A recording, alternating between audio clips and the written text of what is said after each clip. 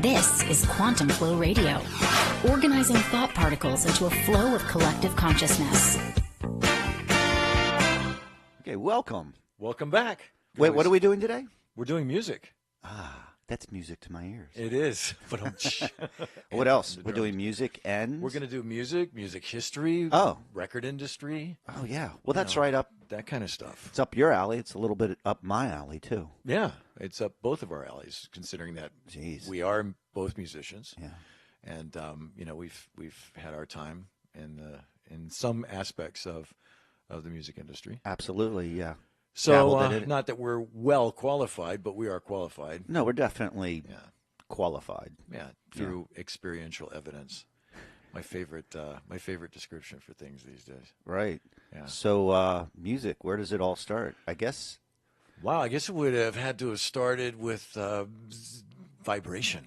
Oh, wow. No, you're right. You're right. I was thinking, hey, did it start with this or that? But it's all vibration, isn't it? Yeah, I mean, some of our earliest ancestors probably, figured out a way to capture the natural vibration of the universe. Sound vibration. Yeah. And actually use it to means that we still don't have the ability to do. Right. Lifting stones. I mean, just doing some pretty amazing things with just frequency and vibration, and then figuring out that they could tune it, or that it was in different frequencies. Notes. Frequencies. Right. Hertz. Yeah. And from there, it all progressed into like some really great stuff, and then it just kind of went away. Yeah, we'll get to that part. Yeah. But I guess originally music might have just been rhythm. Who knows? They were sitting around and some guy said, hey, I'm going to pound on this rock or use some sticks or something like that. Maybe even they pounded on their chest or something like that. Then I guess what really came about was when I guess the voice was introduced into doing musical notes or sounds, and they realized, wow, this is appealing. Music is very, very special. You know that. Oh, yeah. Yeah, in so many ways, not just out of enjoyment, or lyrically or anything like that, but it's so powerful for the body, for the mind. If you take it for what it is, it's vibrational energy for us, and to put it in better context, music is such an important part of our life. The sound vibration, it resonates with us when we hear music that connects with us. It makes us feel good. It elevates us to a level of just, hey, pure joy. And that's where we all want to maybe get, and that's why we listen to music, and that's more importantly why we play music. And the point of music, similar to dance, expression, but specifically talking about music and dance, the purpose of it, it's not to be the quickest or the slowest, but to enjoy the moment while you're doing it. So in playing it, you're playing it and enjoying it. It's the same kind of vibrational energy. But there is no real point to it. That's just it. It's just is. Yeah. It's just something you do to make yourself feel good. Or bad. Yeah. But it's our choice. Yeah. Well, it depends what you want to listen to. Yeah. I mean, if you're in a very sad mood, and you put on sad music, it's going to keep you there. If you want to come out of it, then you put on, Walking on Sunshine and dance around the room. Absolutely, yeah. You're in the car, you're driving down the road, and that song comes on. That's not the right song for that right moment. So you start clicking through the. Or maybe you have XM radio and you know what station to go to, and you can get that feel-good music or that depressed music that you want to listen to. Yep. Whatever you want to. Music soothes the savage beast. Right. And it's almost, I don't know about you. I'm pretty sure that you're very similar to me. My entire mood can be altered with song in a moment's time. Right. I mean, I can just be, wired up and chasing a crazy schedule, and then, in the next moment, the song would just bring me right back to center again, bring me right back to this moment. And everyone has that common place. There's some sort of music out there that they enjoy. I mean, not everybody enjoys everything. I have to admit, I really do like every aspect of music. I've always enjoyed everything, or found value in it at least. Sure, yeah. You know, so I guess at a certain point they wanted to get together and they started maybe singing.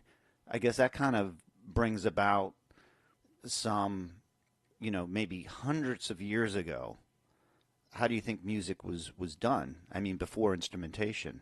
Well, it had to be done vocally. Vocally, probably, and it had to be done in a way to not just utilize vibrations and frequencies, but to create harmony. Harmony. Yeah, because an orchestra that's not tuned is just cacophony. You know, if one band member is out of tune, it's a mess. You know, it creates noise rather than musical harmony, and I think that's true in so many different aspects of our lives. If things are not tuned properly, we will be out of harmony. And then they realized before the instruments came along that perhaps they could learn to harmonize vocally. So one would sing one note, another would sing another note, or at least not a note, but whatever it was for them at that time. And you know, all music is based on mathematics, and that mathematics, Yes. if you know about Fibonacci, Yes. the golden rule, 1, 2, 3, 5, 8, 13. You know, The sequence. that's the piano scale right there. That's all music's based on that that number sequence. Yeah. That's how you do chords. Yeah, You know, and the 3, 5, and 8. That leads 13. us to so many different aspects of this, because math, in many ways, is the only truth that all of us can share. Because it's either there or not, right or wrong. And it's 2 + 2 is always 4. Yeah. It doesn't matter what language you're speaking. It doesn't matter where you're from. It just is what it is. In this dimension, it is. I don't Right, know. right. but- So of anyone that we might have contact with, you know, in this dimension, math is a truth, a constant truth. But that's why music resonates so well with us. It has healing powers, literally. Absolutely. It can make you, it can heal you. It resonates through your body. Your body's water, but your bone, your chemistry, when sound comes in, either it makes sense or it doesn't. Right. And I guess that comes down to the frequency. Music has been retoned. Yes, or it has. retuned. Yeah, retuned and retoned. Yes, exactly. See, To back our modern scale of, you know, do, re, mi, fa, sol, la, ti, sure. do, Well, all back in the day, you know, they had choirs. Yeah. What were they? The solfeggio choirs that were, you know. Yeah, based upon the solfeggio frequencies, which Solfeggio. were the original frequencies of tone, of Right. vibration. And you know, I have my little cheat sheet here, but it's interesting because when you look at the main 6 solfeggio frequencies, they're all in hertz, okay? Because hertz, megahertz, it's all named after, you know, frequencies. So 396, 417, 528, 639, 741, 852, all totally different from today. But the interesting thing about it is that they're all linked to spiritual and philosophical occurrences or events, perhaps, that can happen. For example, 396 is used for liberating guilt and fear. 417, undoing situations and facilitating change. 528, transformation and miracles, DNA repair. In fact, each night when I'm asleep or when I do go to bed, I actually have 528 hertz frequency music playing all night long, you know. And that comes to the A432 specifically. There's certain notes that come up and register under that 528 hertz frequency. Right. Right. Exactly. And so A is tuned now. Most radios, pianos, modern music is 440. Supposedly, A432 is better for us. Yes. And The original solfeggio frequencies are we're told. right, are that's what we're much better told. for I know us. that at certain times and points in history, people used, you know, different, I guess they call it the standardization of frequency for music. Yeah. Or the official, hey, this is where you should tune your instrumentation. But the interesting part here is in the 30s, I guess the Germans took it upon themselves to say, hey, we're going to peg the official tunage to 440 when in fact 432A is much more harmonious. Yeah, to us, to our ears, to our body. Right, exactly. That's what I was saying. Not just the ears, but to the body. Because these frequencies vibration. And these vibrations go through us, with us, as us. They're always there. You may not know it. You may not feel it. The Earth has its own frequencies that are generated and provide life to us as almost like a lifeline. Yeah.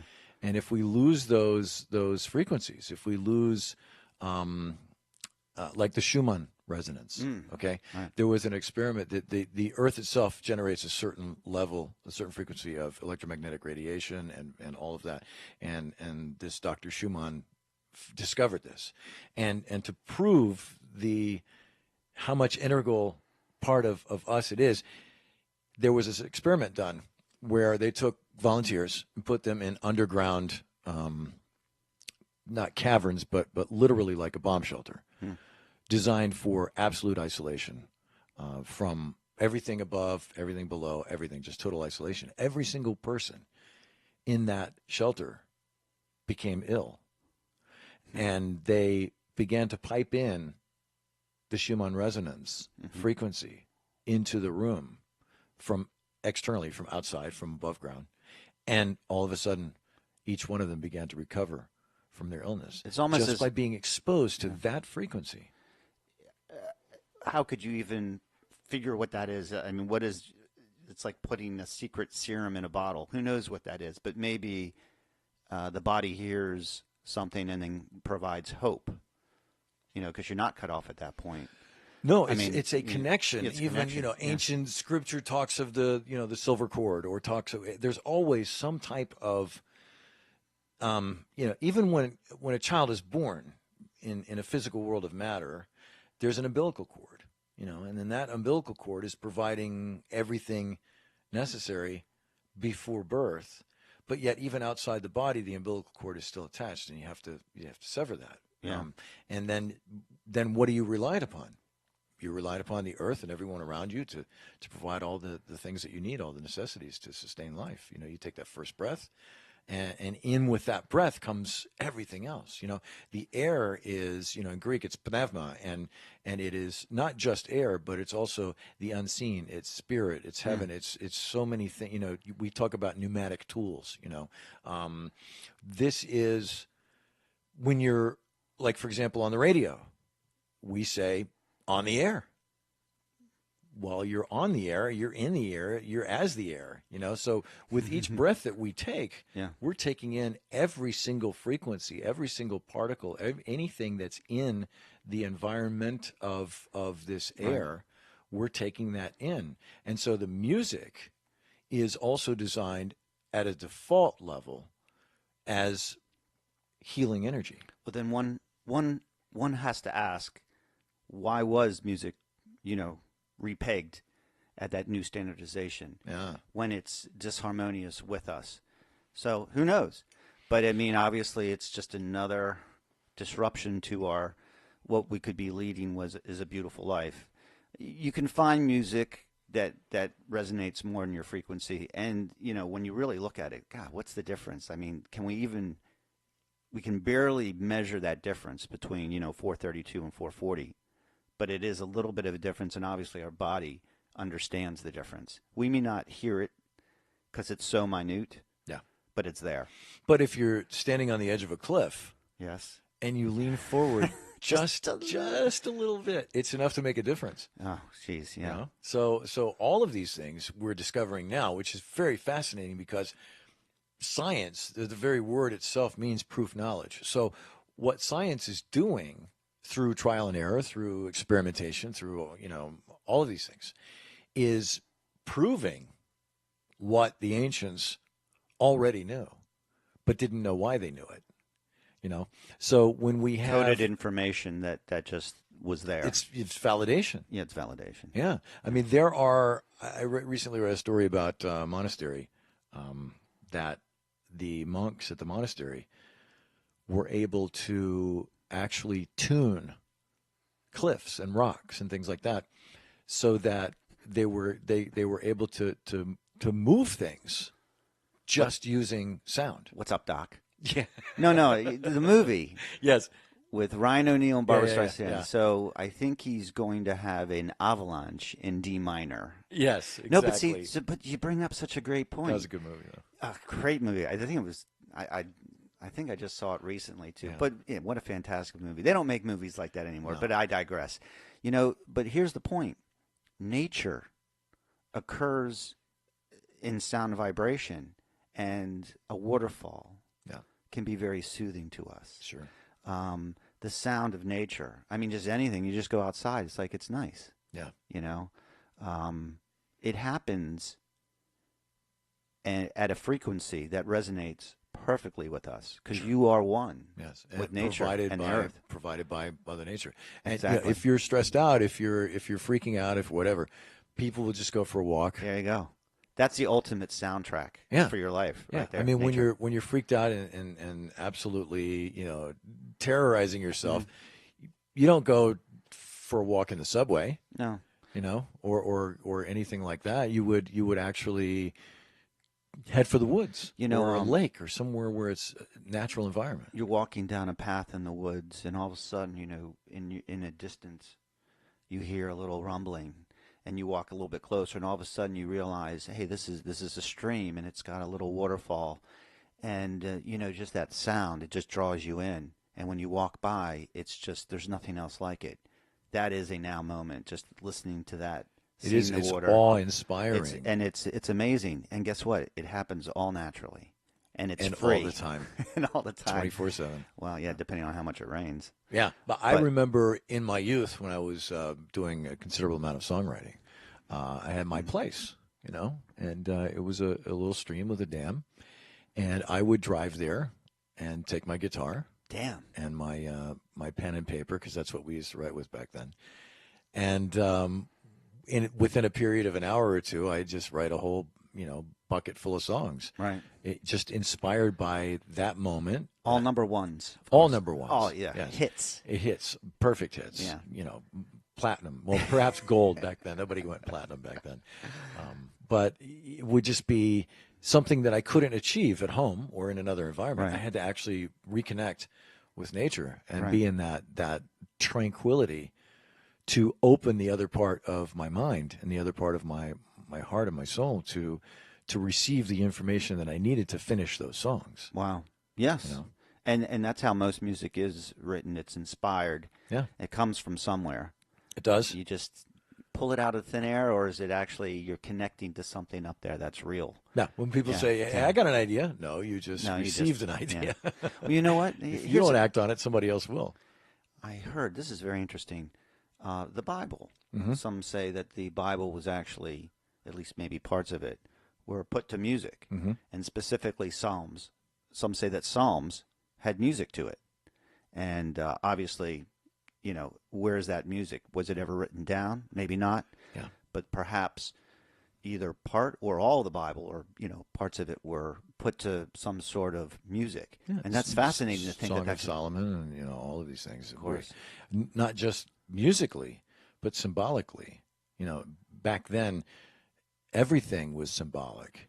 Even the language, the letters in the language were symbolic. They meant something. In English, well, what does a B mean? Well, it means B, But for example, in Old Hebrew, if you take a letter from the alphabet, it was very symbolic. It didn't just become a letter in the alphabet. Mm-hmm. It became a symbol for something. You're always busting on the English language. I'm not sure why, but yeah, it is an imperfect language. Yeah, it is. Yeah.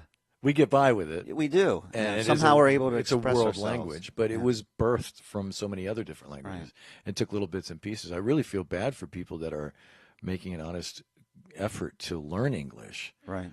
Because it is so convoluted at times. But it does sound good in music. It does. I mean, the words, I feel that English, and also I find Spanish to actually be pleasing.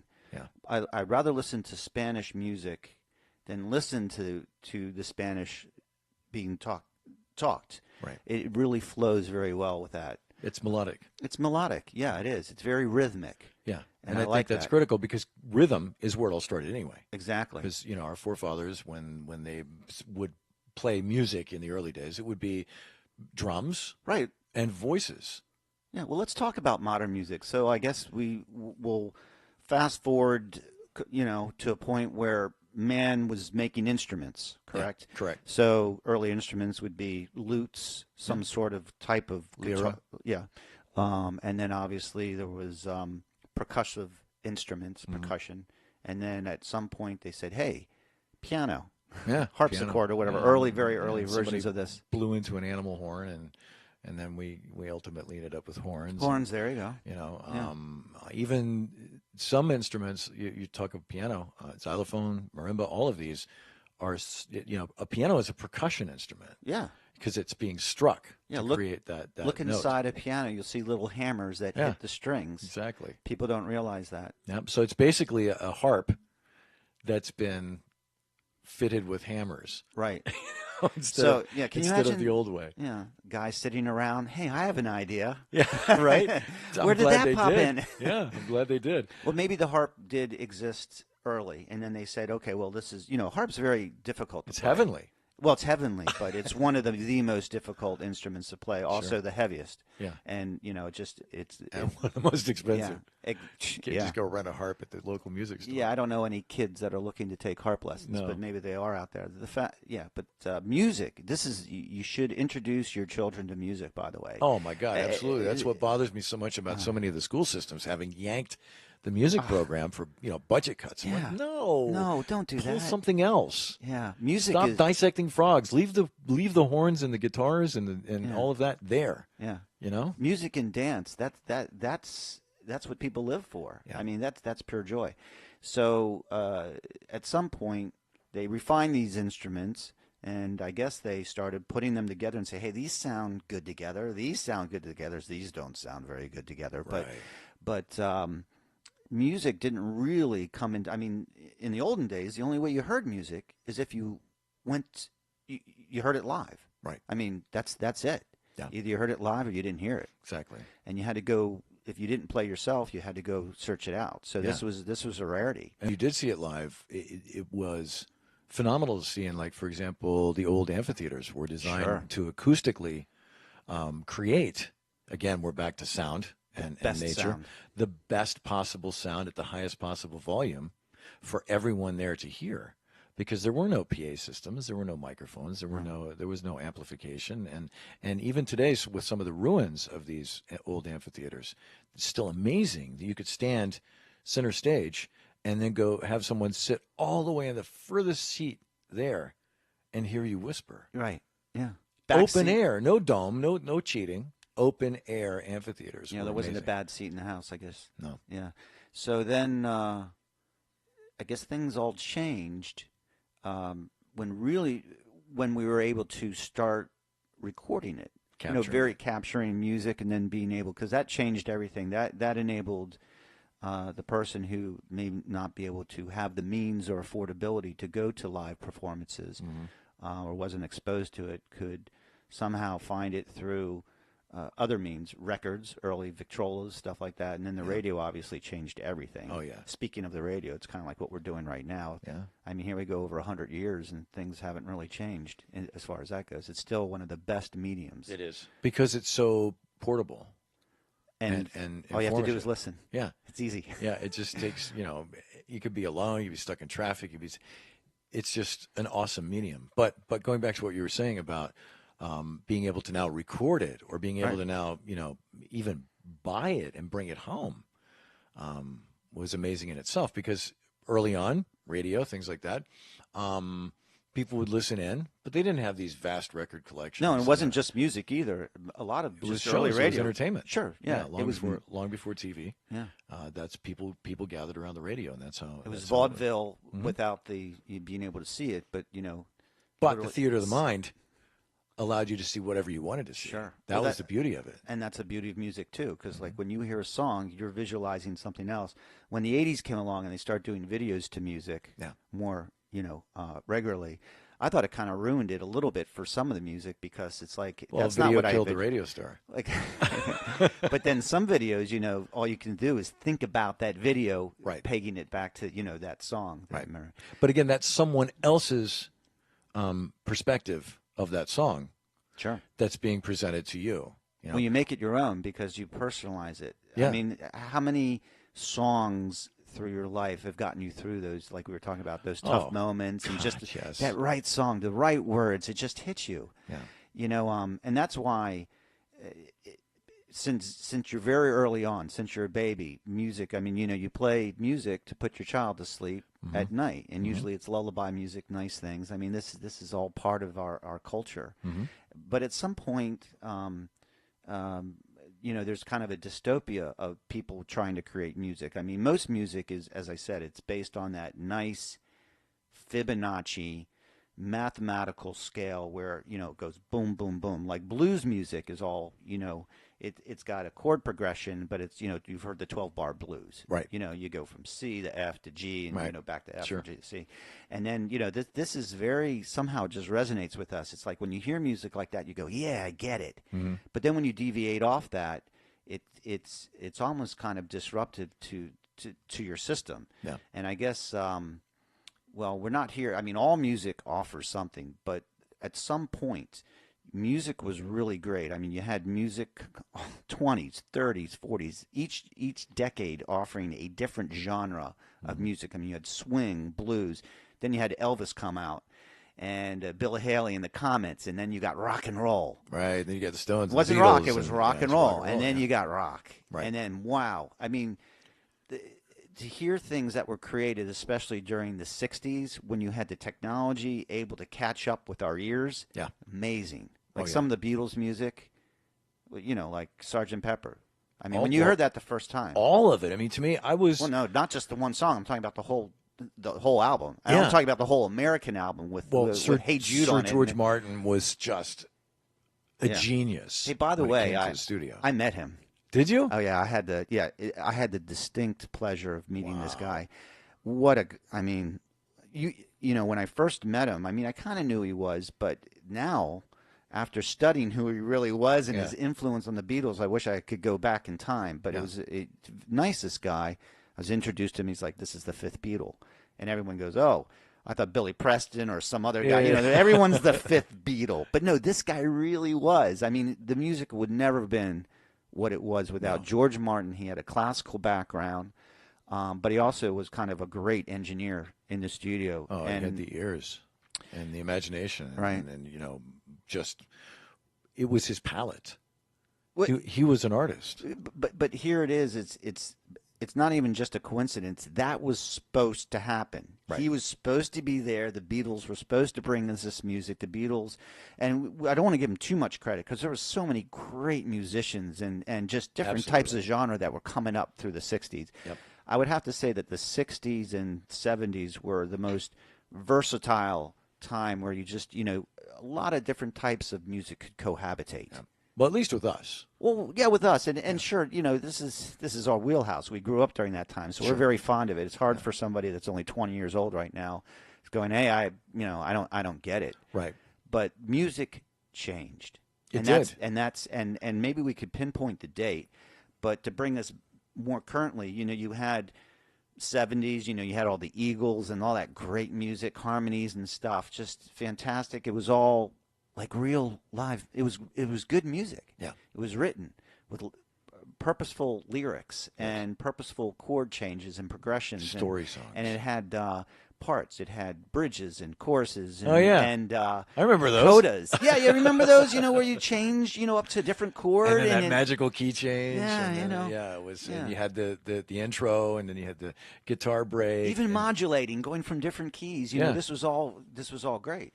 But it wasn't just sampling, 2 measures and then looping it for 4.5 minutes. But I would say that getting close to I guess it was sometime through the 90s was interesting. There was still good music.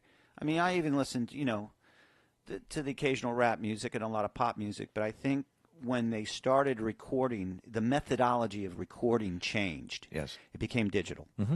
I recorded a completely live album Yeah. way back when, and then I also did, I did studio work. Right. But nowadays everything is on a sampled. Well, it's all on a digital track, which is cold. Sorry. Oh no, but it's it is the coldest. Yeah. I mean, I hated playing with a click track. Yeah. Just that alone was, and you didn't even hear the click track on the back. When you were done with it. But yeah, the and thing for those who don't know what a click track is, it's it's basically like, a metronome that keeps the rhythm for you, so that you don't have to. Yeah, it's the most annoying thing for a drummer to try to play with a click track, because you know what? I always felt the click track was wrong. Well, because it's not in the pocket. You don't get it. There's just some beauty about a drummer that their clock isn't exactly perfect, but always seems to align.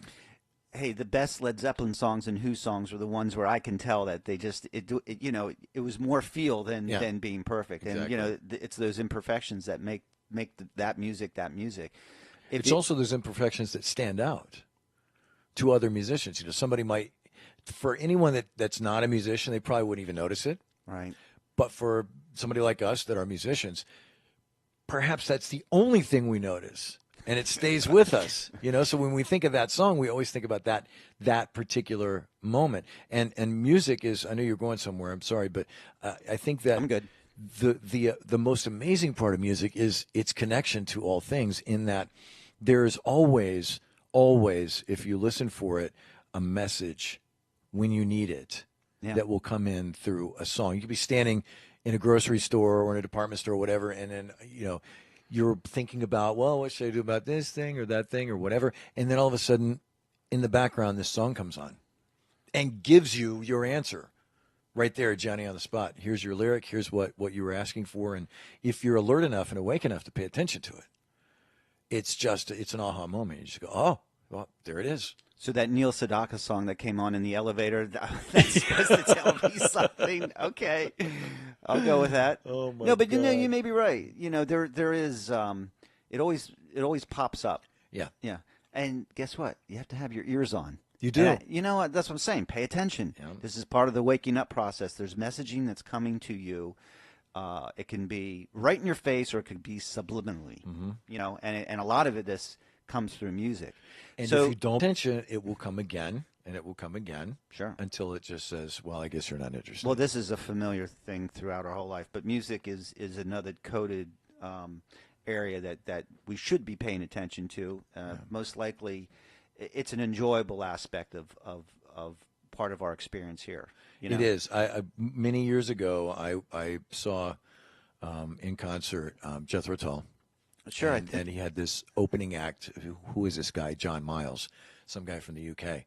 Well, it turns out John Miles ultimately became this massive music star, particularly overseas. And one of his first hits back then was a song called Music.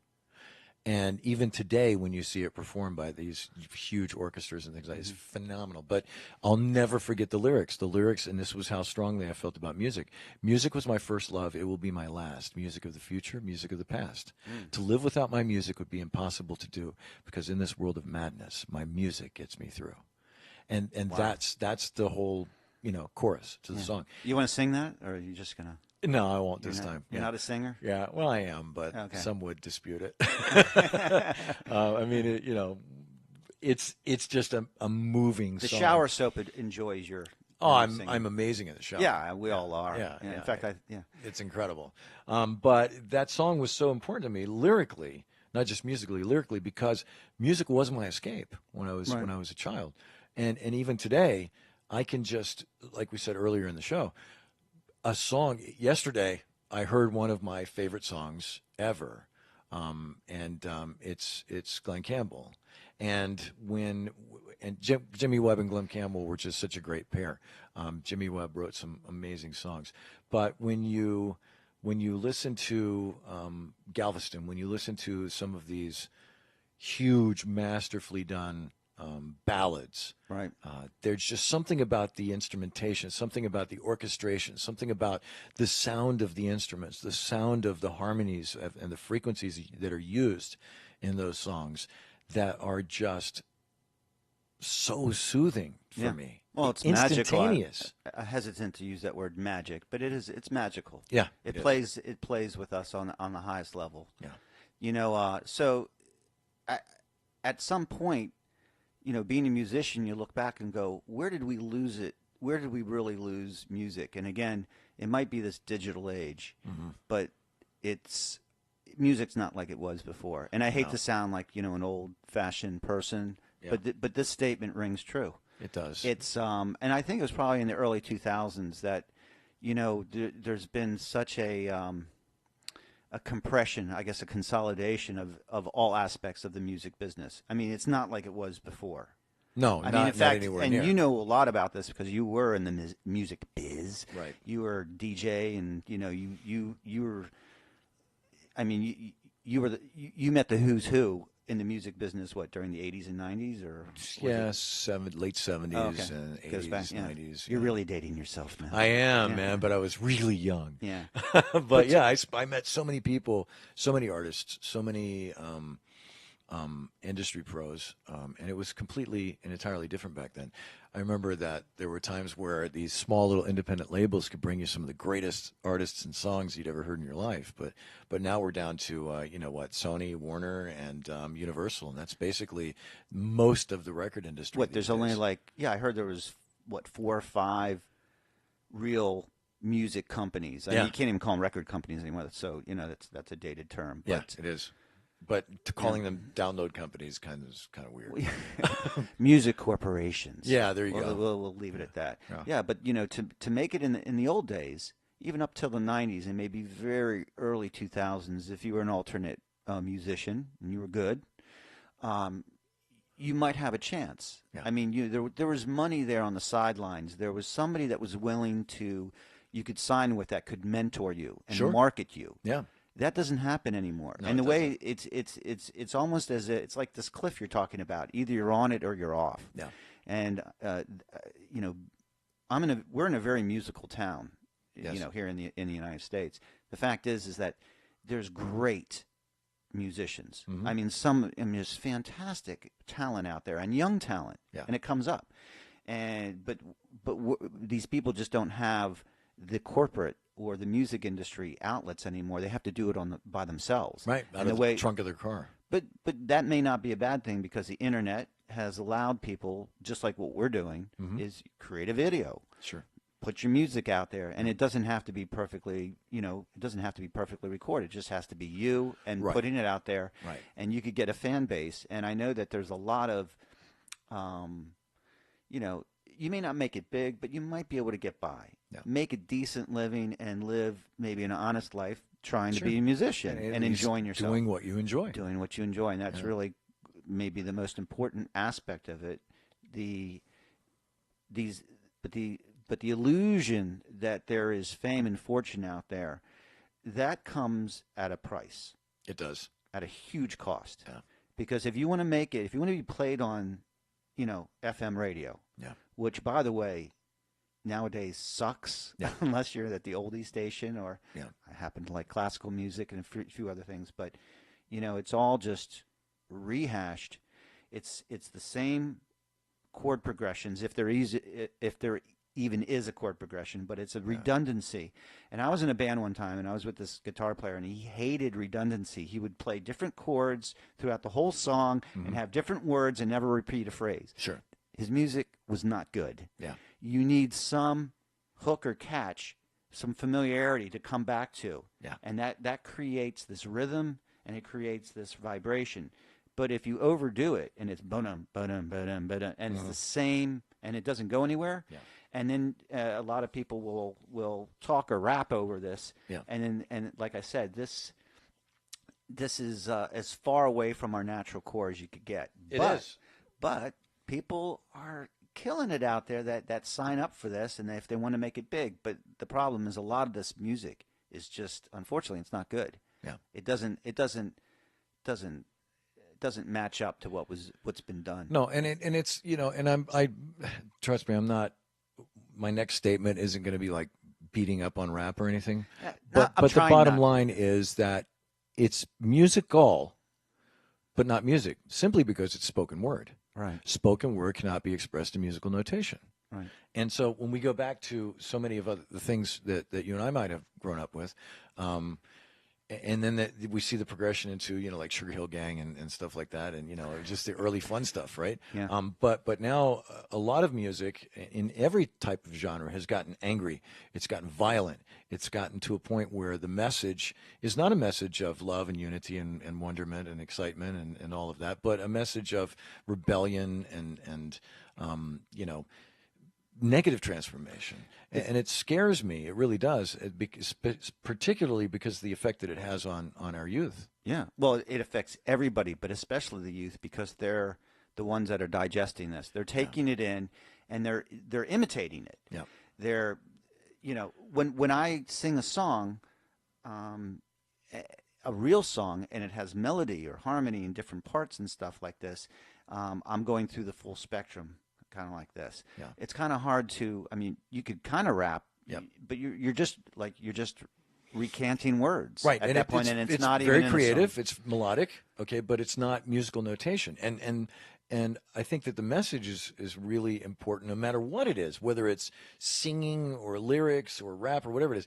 I think that it still needs to be some form of positive, motivating message rather than something that's going to bring people together for bad deeds. And that's evidently clear in so many different areas of music these days. It is limiting in that regard.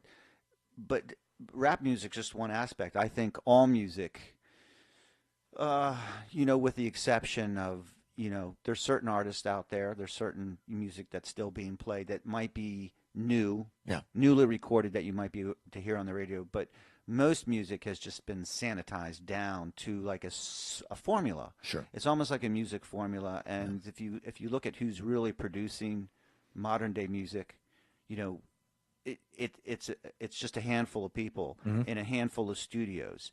At least that's what you're hearing. At least that's what you're being exposed to. A friend of mine many years ago was actually signed to a major recording label, and said that when he went in to see the executives to perform his offering, they stopped him about halfway through and signed him. And the basic reasoning behind that is that these executives, now let's not say all of them, but many of them don't know anything about music. And they're not musicians, but it's the music business. The music business. So it's the business of music. So can I make money on this? Well, that's just it. Can I sell this and make money? Yeah, that's where they're at. That's what it all comes down to. It's the marketability. It's how you look, how you sound. Sure. It's like Milli Vanilli. Yeah. One of the which unfortunately led to suicide. Yeah, and it affected those guys. I felt so sorry for those guys. I mean, they were, I don't know if it was their idea originally, probably wasn't, but there was probably a music producer behind that saying, hey, these guys can sing, but they don't look great for the video, but these guys look awesome, and they can't so sing. Let's put them in there. Yeah. So yeah. Well, they did the same thing with, what was it? Everybody dance now. Everybody dance. So when the video comes out, it's not even anywhere near what the people look like that actually recorded the song. Right. So it's misleading, but it sells. Sure. And that's what they're looking at. They're looking at the bottom line. How can I make money on this thing? Right. And sex always sells, and music has always had it's sexual. I mean, you look at the videos and stuff. It's all about power, money, sex. This is kind of a predominant theme. The music, though, sex, drugs, and rock and roll, right? Yeah, they do go hand in hand, and they have for a long time. Yeah, for a long time. And in fact, they just changed their names, because even you look back in the days of Gene Krupa and all, you can go all the way back through the big bands and even well before that, and see that there was always something to do with substance. Sure. Yeah. Well, I mean, there's jazz musicians. They would get high and go out and play, and they play better high. Yeah. Unfortunately, some of this leads to some really heavy stuff, and more times than not, you're playing in areas, bars. Yeah. I mean, because when I would do gigs, I wasn't a heavy drinker. Yeah. But when you're not playing, everyone's sitting around drinking and smoking, and what are you to do in a bar? Right. you can only look at the TV so much when you have a conversation, but you know how I am with conversations. Yeah, exactly. Hey, how's your enlightened soul? You know, that's not what they want to talk about. No, not at all. And back when you and I were doing bars or playing at bars, there was no TVs and stuff like that. Oh, well, that's true. The flat screen TV is a new the phenomenon. sports bar is a new thing. Yeah, well, that's true. Yeah, But I'm still kind of playing currently, so I see this now. Right. The question is where does music go from here? Yeah. I mean, you know, I guess this is part of the business aspect of it, but I remember, and this profoundly hit me, back in the 90s, you know, I was kind of a social person in the music business, and I made friends with a guy who was a DJ, and every time I would see him, he would give me just loads of CDs. He just piled them on me. Here, have this. This is all new music. You got it. You know how it was. Promotional stuff. Yeah. And he said, not for resale. And I looked at him and I go, well, you know, you're starting to hand me some, you know, Latin type music, you know, he's like, well, that's the next big wave. You know, Ricky Martin and Shakira and all that time where all this great dance music was just coming. Mm-hmm. And he called it. He knew. He's like, this is the next big wave. Yeah. And literally within a year, wow. Boom. It hit, and it was stayed with us for a long time. It really became part of that dance music, and it affected movies. Well, you know why? Stuff. It goes all the way back to the American Bandstand thing. You know, it's got a great beat, and I can dance to it. Sure. That's what a lot of people are looking for in music. And they don't care about the lyrics. They don't care about anything else. But if it's got a great beat and you can dance to it, they're all over it. Yeah, and then that became the evolution now of this club. You know, sure. There's not even bands anymore. All it is just a DJ. Yeah. And DJs are rock stars now. They are. They're famous. Yeah. And they're you hear stories just like rock stars. You know, they go through the same thing. Mm-hmm. They're married to famous people. They'll have drug addictions and stuff. Right. These are DJs. Yeah, they are. And stardom, no matter DJ, no matter musician, no matter what it might be, stardom is a difficult thing to deal with. It's a difficult pill. And, you know, when you look, I remember, you know, back in the early days, meeting people who had, you know, just gotten a record deal. And truth be told, back then, getting the record deal was the easy part. It was keeping the record deal that was the hard part. Sure. They'd sign you up, but there was no guarantee that you were going to do that second or third album. Right. And if you were amazing enough, Sorry. If you were amazing enough, sometimes you would get signed in what they called shelved.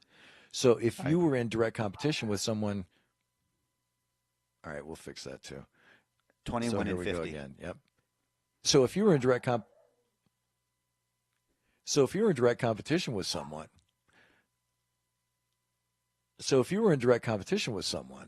right, that the record label already had signed, they would sign you and just stick you on a shelf. Yeah. Take you out of circulation so that you couldn't provide any competition for who the label already had But you couldn't signed. get your music out either. And even if they paid you know how it is. Yeah. When you're a musician and you put all that effort and time into creating something, the most important thing for you, well, at least if you're a true musician, is that you want to see your music get out there. Yeah. And at some point, maybe the money's great and everything, but, you know, we all do this. We put all the hours of practicing in for a reason initially. Yes. Because we love it. Yeah. I know a few guys that might have they were in it just to, you know, make money, but it's a heck of a way to make money. Yeah. But the most important thing is, if you want fame and fortune in the business, it comes at a cost. It always has a cost. And that cost is huge. And I guess, you know, when you look at certain musicians through time, for example, you know, like a Jimmy Page, he aligned himself with an Aleister Crowley. Yeah. Which and bought his house. Bought his house even, yeah. But supposedly Aleister Crowley, the wickedest. In the basement, right?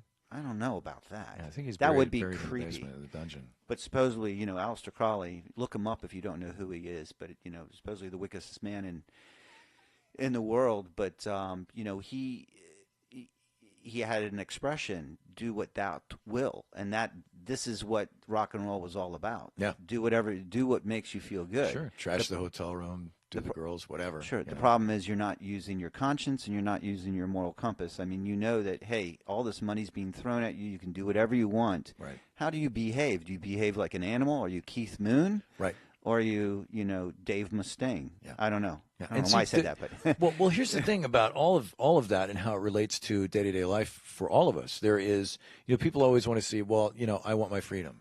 But really, we're not really looking for freedom. And see, this was part of the problem with rock and roll, and trashing the hotel rooms and wrecking the buses and all that stuff. And it's because the real freedom that we need is really called liberty. See, liberty is freedom within a set of guidelines, because freedom is anarchy. It's chaos. If you're free to do anything that you want, it could have profound negative effects on other people. Sure. And that's not really the type of freedom that most people, I think, are looking for. I think they are looking for something with a set of parameters or guidelines. Well, when you're 20 years old and you're handed $1 million, a mansion, and a bag of dope, right? You do have freedom, and you think you can do whatever you want. Yep. But this comes at a cost. And you see it even with Britney Spears and all of these younger stars that grew up in the industry and became adult stars, especially the Disney. You can see the darkness that they had to go into their own cocoon, their own chrysalis. Well, they're aligning themselves with dark forces. I mean, let's not, to be straight out, it's satanic.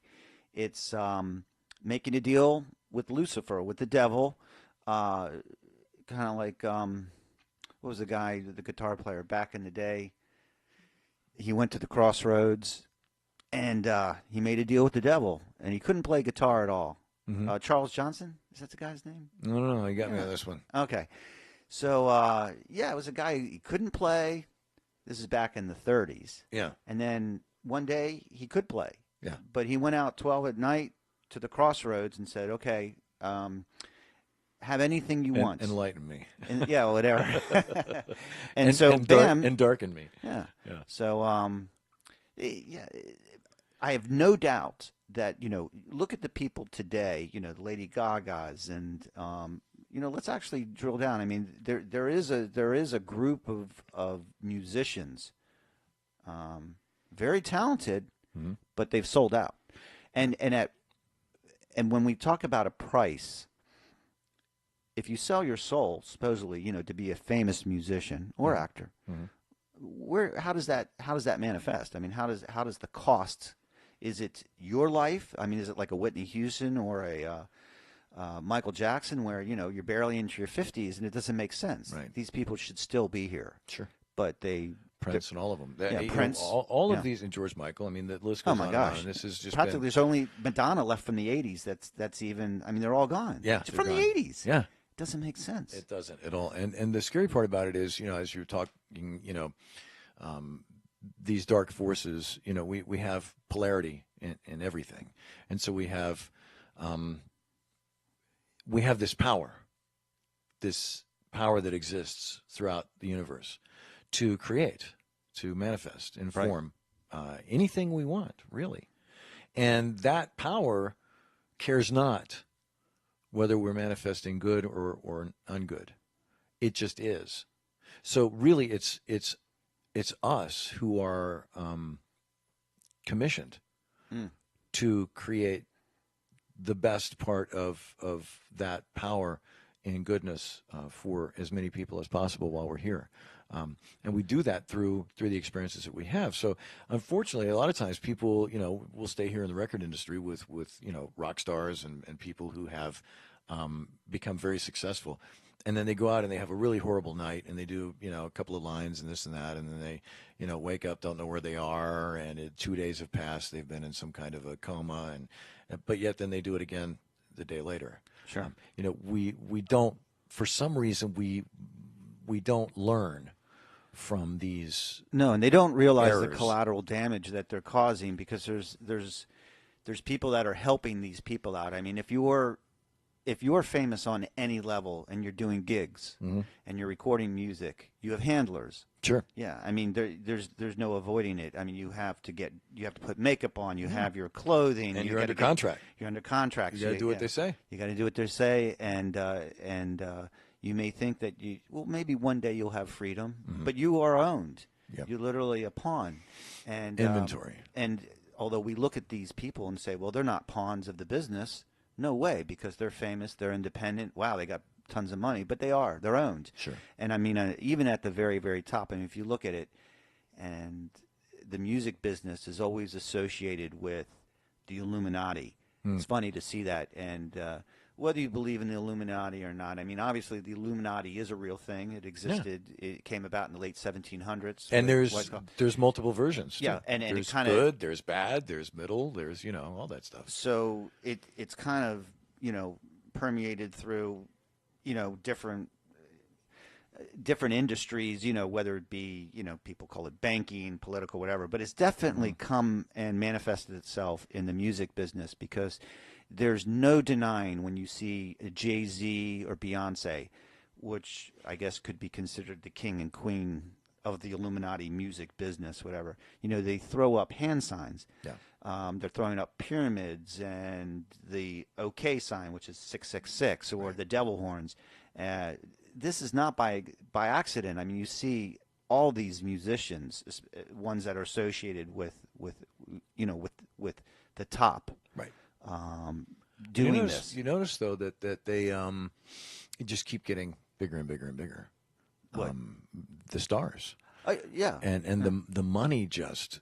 But they just bought like an $88 million house, Jay-Z. This is crazy. I mean, $88 million? Yeah. Well, anyway. Well, wait till he has to sell it. Who's going to buy it? Right? So you look at all this and you think to yourself, most people, I don't know, when I look at it as excess. Okay, is this a capitalistic society? Yes. Are you free to make as much money as you possibly can? Yes. But morally, what are you going to do with it? I think that if I had a choice of, and it's just me, if I had a choice of spending, $100 million on my house, or spending, let's say, because I'm a multimillionaire, or spending $10 million on my house, you can buy a damn nice house for $10 million. And then what can I do with some of this other money? Where can I make a difference? But they don't think that way. No. I don't know why. No, that doesn't really enter into the equation. I think that when these people take on, it's not even sociopathic, it's psychopathic tendencies. They're not normal. They align themselves with the dark forces, and they just don't get it. It becomes very egocentric. Very egocentric. And I think, they'll go to a party, and they'll see somebody else that may have a #1 record or a slightly bigger house, or their car is $100,000 more than their car. Right. They'll feel poor. Yeah. They'll feel like they don't have enough in comparison.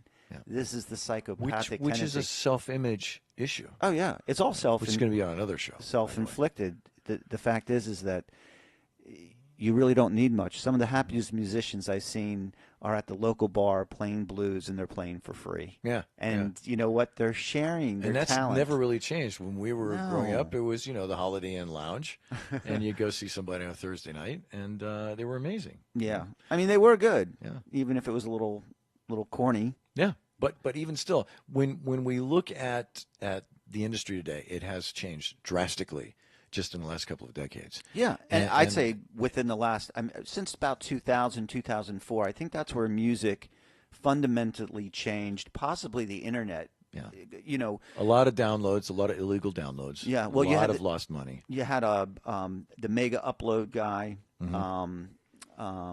his name? .com. Napster. There was. Yeah, the Napster guy. Yeah. So there was ways you could get music, but once they started clamping down and have you pay $1.29 for a song, right? Because you weren't going to hear it on the radio, more than likely, the music that you wanted to hear. Right. You remember you used to wait around to the radio, and then you record it off the radio or whatever. And then there was always some DJ talking over the intro. And he'd tell you something about the whole song. Exactly. Instead of who's getting married to this person, and who's divorcing, or who's having just I much rather wanted to know who was in the studio, who was in the studio, what they were playing, what instrument they were playing, where their next gig was, when their next album was coming out. So it is. Remember the double album? It is different. Oh yeah, or the double live album. Oh sure, yeah. And all of that stuff was done on analog recording equipment. Yeah. That's a whole other aspect of this that we don't really have time to go into. But the actual, I think the studios and the recordability of music has gone through so many phases since its first Well, it's all electronic now. Not that it wasn't before. It is, and I guess in some ways it's awesome. In other ways it's horrible, because back in the day it took a vast amount of money to build a recording studio, to be able to record bands and artists and people, songwriters and things, and it was expensive. You couldn't. I mean, many years ago, you couldn't get in a studio for $150, $200 an hour. Okay, right. That's a pretty good price. But now, just do it on your laptop. Sure. Which is awesome for the home musician and songwriter, and you could literally produce a whole album on a laptop. You could, yeah. I've heard some music that's amazing sounding, and it was produced in a bedroom or whatever. Who knows? Maybe in the near future we'll have a new type of music that's going to come back, a more natural type. I don't know. I can't predict what the next big wave of music is, but it has to change. I think maybe we have to get. Brought that up. We're going to probably come. I wouldn't say we're going to go full circle, because music never does that. Music's always moving. Mm-hmm. It's always progressing in a new direction. There are trends, but I think we will come back. We'll harken back. We're going to pull something from the past and package it, and then I think it's going to be a better form of music, unless it just keeps deteriorating down to the point where it's a rarity to hear good music anymore. Yeah, and that's very sad. And I think there's a certain level of I guess, recycled bin in the music industry, just like in the fashion industry and architecture. I mean, all of these, Cheech and Chong made fun of it, calling it, and I only know 3 chords, right? So when you look at everything, it always is in motion, in forward motion, and in change, but it always looks back. So the next phase of music might be something entirely new that we've not heard or had, but it will contain elements of the past. It may only need 3 chords, but it's the right 3 chords as opposed to the wrong chords. Yeah, and I think when it hits, it'll stay for a while. Yeah, I've noticed that when like, for example, we had the big bands. The big bands hit and they stayed for a couple of decades. Right. And then we had rock and roll, and then that stayed for a couple of decades. So anytime anything is strong enough, it will stick around. It morphs, though, blues, old Mississippi blues, the roots of rock and roll. Yeah, roots of rock, yeah. That morphed into swing and jazz and actually funk and rhythm and blues. Love me some Ohio players. Man. Oh, gosh, yeah. What was the guy from Chic? Collins. Oh, jeez, yeah. Oh, yeah. Chic was Nigel. This is all real, and this is great. And you actually knew musicians' names. I mean, now you only know the person that's singing it. Right. Chic was what? Nigel Rodgers? Yeah. Brilliant guy. Yeah. Hey, man, we're going to put the chorus at the beginning of the song. Right. Hey, just start right in with it. Just start right. Why wait? Why beat around? Just get dancing right now, man. Exactly. Brilliant. And it goes from Chic to Power Station, and it infuses all of that. Nile Rodgers. Nile Rodgers, yeah. There's a lot of Rodgers in there. A lot of Rodgers. Yeah. But yeah, this is just a topic that you and I would easily go on and on and on. Yeah, and we can't, because I think the listeners can only listen to so much. Kind of like that album was about an hour long, and I can't listen to any more. Yeah. But it was great. Yeah. So you put it back in the sleeve and then get back to it another time. Well, I guess we could just wrap it up, and all said and done, I guess my last point is music will change, and it's evolving. Yes. And I hope it gets back to a more natural core with us, but there's definitely it's very self-evident. You can just see what these people are doing to the music business right now. They're almost deteriorating it to the point where you're not going to enjoy listening to music as much as because there's not going to be much to listen to. And these people have aligned themselves with dark forces, throwing up subliminal messages, and there's all this messaging through videos and even the words and stuff. It's when you look at it, where's the message coming from? Right. The accuser. And what kind of message is it? Yeah. And it's a bad message. I don't think it's one of love. It's not one of compassion. And so we can only hope that the new people that are coming up latch on to I think that in anything, there's a tilt. We go back to the cliff again. Yeah. the Earth has an axis. I think everything has that tilt. I think everything is leaning. We get that extra point in goodness. You know what I mean? So that's the default. So it's always kind of weighted that direction, right, through nature and through the universe. And so even though we may sway in another direction, eventually something pulls it back into alignment, right, with how it should be, or how it works best. So, and I think that's evident in the music industry more as much as it is in any other industry. It's just that we go through these phases until we figure out, okay, well, that's just not working anymore. Right. So if it's not working anymore, what did work? And then we go back there and start and build from there again. I'm just not going to depend on the music companies, right, to come up with it, because whatever they like now, it's just not registering. I don't think right. it, you know. And it may very well be not up to them in the near future, because there's so many independent musicians and independent songwriters with their own means of distribution these days, because you can get it on iTunes, you can go anywhere and approve to distribute your music. Right. So if enough people are aligned and unified, then perhaps the record industry, or at least the people behind it, will realize, oh man, we're blowing this. We got to do something. Yeah, they're probably still making profits, though. I mean, sure. At the cost of what. But it's what the people costs. that affect change. Always, it's always the people that affect change. Yeah, and I just think that where the music business had all these people involved. Yeah. I mean, it's just like I said. I just don't think there's as many people profiting or making a living out of it as they once did. I agree. And I no doubt they're the head guys or girls are making tons of money. Printing money. Yeah. But again, it's a select few when it once was many. Right. Exactly. Yeah. But thank you. Thanks for bringing this topic with you today. Well, this was thoroughly enjoyable. We could probably drill down on many aspects of the music, music in general, but hopefully we covered it, and did justice to it. Justice, one of my favorite words. Yes. Yeah, there's a show up coming up about that too. Okay. Well, listen. Awesome. Thank you. Thank you.